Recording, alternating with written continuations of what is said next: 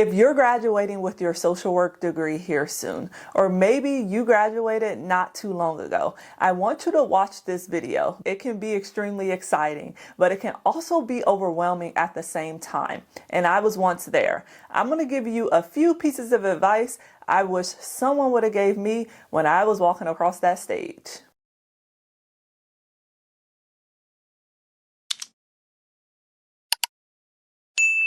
Hi, my name is Shan. I am a licensed therapist, private practice owner, and digital creator. I am also a social worker. I hold a social work degree. I'm glad that you have tuned into this video. If you are new here, as I like to say, come on in, come on in. Make sure you like, comment, and subscribe, especially if you're just now jumping out there in this field, because on this channel, we talk all things business. Maybe if you want to jump into private practice in the future, we talk all things growing your career, not settling, and other ways to make money right here on this channel with that degree that you now hold. First off, congratulations. Congratulations for completing your program. If that's your undergrad or if that's your graduate school, I just want to take a moment to say congratulations, and I hope you sit in this moment before you rush off and go applying for jobs and go looking for what is next in this career.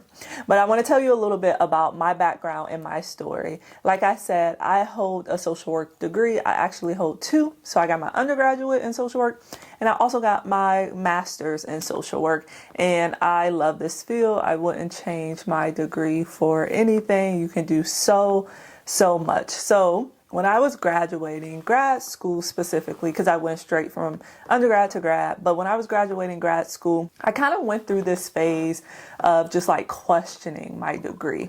And you probably will go through this if it's at the beginning of your career, middle, or end of your career. And I was questioning it because I went to a school that wasn't in the same city that I grew up, so I had to move back home. I seen everyone getting these jobs, getting these offer letters, and I had to wait a little bit, like around the time when I was moving back home, so I could get home and get settled before I started my job. You know, people who already lived in the city, they could start their job right away. So I was getting discouraged for some reason. And I had this mindset, and I was like, if all else fails, I'll just go and work for CPS.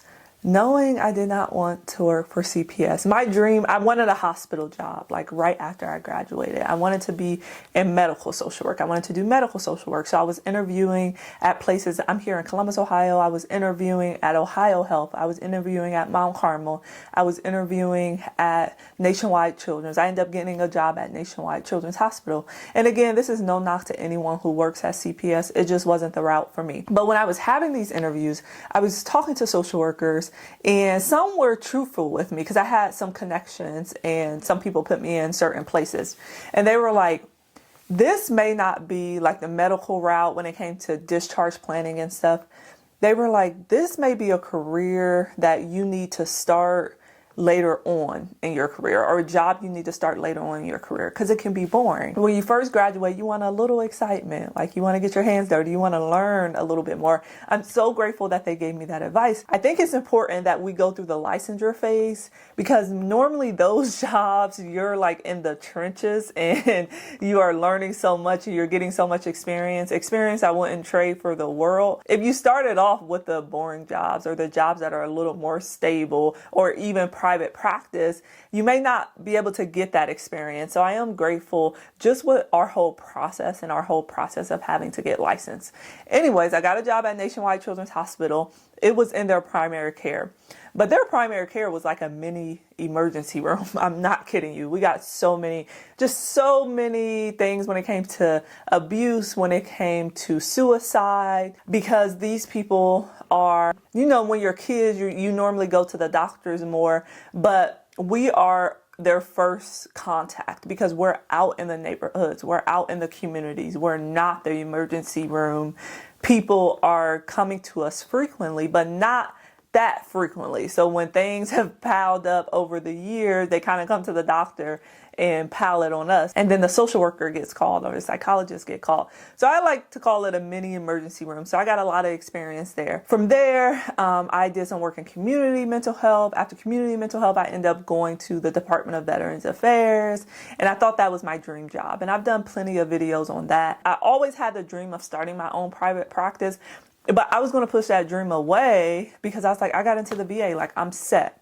But once I got into the VA, I was like, no, there's still more out there for me. There's more that I want. So I'm telling you that whole story because I want to tell you not to limit yourself.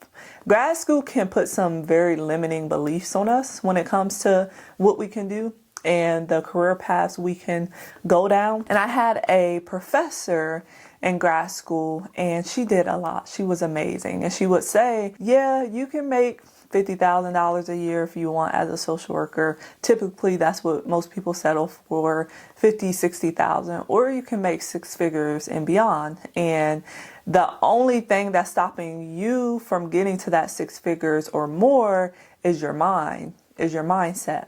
From there, I was like, it's go time. I am hitting every goal and every achievement I've ever wanted to hit. I ended up staying on track, getting licensed. So that's another piece of advice I want to give you. If you plan on getting that independent licensure and say you're graduating grad school or you're going to go to grad school and you plan to get that clinical license, here in Ohio, we call it independent. It's the same thing. Try to find a position that gives you that supervision for free.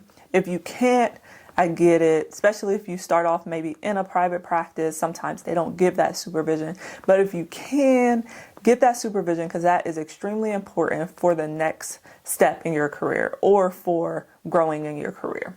Quick pause on the video. What if I told you that you would never have to scramble for another client worksheet ever again? You'll never have to scramble for a group worksheet or something to use with kids, adults, couples, nothing. I have created a therapist toolkit library that has over now 70 plus mental health workbooks. That's over 3,000 mental health worksheets you can use in your sessions with clients. These workbooks are therapist created. They use up-to-date treatment modalities, and you'll have access to one new workbook every single week. Everything you can think of, from depression, anxiety, self-esteem, it's all in the library.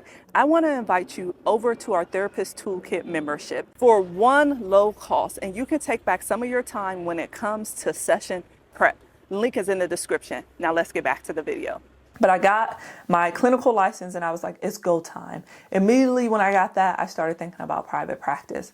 I went into private practice. During private practice, my career goals kind of shifted too. So I see some clients, but I also have a workbook business. So I produce mental health workbooks, or you can call it like a stationary business, kind of whatever you want to call it. That's a big chunk of my income because I shifted there because it allowed me to be a little more creative and allowed me to balance out seeing clients, making content, and also doing something else that I enjoy that can bring me income passively as well from it. So like a stream of that business brings me income passively. And if you want to learn more about that, just go to my other videos and I talk about it all the time. But don't limit yourself and don't compare your timeline to everyone else. Those are the two biggest pieces of advice I want to give you, because you'll see people around you making different moves, but your career does not have to look like their career. As long as you have a goal and you know you want to get to that goal, even if the path may change,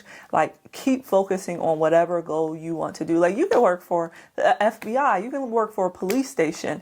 I know so many people in so many different career fields. I know people who do coaching. I know people who work for themselves. It's so much you can do, but just get clear on that thing you want to do and don't allow grad school, or obviously I've been out for a couple years, so I don't know how the professors are now, but don't allow those beliefs to limit you in any way. The next piece of advice is confidence in this field. It doesn't come from your schooling, but confidence in this field comes from you stepping out and making mistakes and you learning from those mistakes. So if you're nervous about starting your career, you should be because we all have been nervous. We don't know how it's going to go. We don't know how those tough calls are going to go or when we have to make those tough calls. But the confidence is going to build once you do it over and over again, and having quality supervision. So being able to be in work environments where your supervisor actually cares about pouring into you and teaching you, because you'll get some supervisors out here that's not so good. So in the betterment of your career, just make sure that you try to have a supervisor who does value the work that you do and value the work that they do so they can pour into you. If you don't, then you may need to get a new job. Most of the times, it's not the work that burns us out or that makes us want to jump ship. It is our leadership and our supervisors. Like, you still love doing the work. You still love the field. You just have crappy leadership. So make sure you try to seek out as much positive leadership and positive supervision as you can as you're working and you're building your career. The next piece of advice is don't stay at places out of loyalty. Like, you don't owe anyone any loyalty. How our grandparents and our parents stayed at jobs for years. They never moved around. That's why their pay always stayed the same. Like, in order for our pay to increase, we need to move around, and you don't owe a job any loyalty at all. I'm just going to tell you that right now, because you're going to get caught in that trap, feeling like, oh, they did this or they need help or I should stay here, X, Y, and Z. No, you don't owe them loyalty. The only thing you owe loyalty to is yourself and that degree that you pay all that money for and that you should be using down to the last cent. So don't feel as though you owe a position, you owe a title, you owe anything loyalty, even things that you may have once loved. Growth requires movement. The next thing, stay curious. Stay curious when it comes to your career. I worked with all type of populations. I worked in substance abuse. I worked with the SMI population, schizophrenia, bipolar. I worked with kids, and I figured out what I liked to do and what I didn't like to do. And I found that out early on. It's important that you figure out what you don't like to do so you can do more of what you do like to do. And it's okay if you don't like working with a certain population. We're not good for all populations. You have people who thrive with specific populations, and you may thrive with the specific population. But just make sure you stay curious when it comes to your career, because that's where real growth happens. And lastly, your career is allowed to evolve. You're allowed to do different things. You're going to see a lot of things, especially with the era of social media. And if you're on social media, you're going to see a lot of clinicians out there making more content, telling you about things that they're doing compared to what I seen in grad school. I didn't follow clinicians at all on social media. I didn't know it was another route. The only person I had was my professor. My professor showed me a different route. Just know it's okay for your career to evolve. The field of social work, the healthcare field in general, is evolving day by day, and I love it. Sometimes it gets a little sticky out here. It gets a little ghetto out here. But your career is allowed to evolve. Just make sure you stay true to your ethics, your ethical guidelines that's within your licensure, and you do what's appropriate.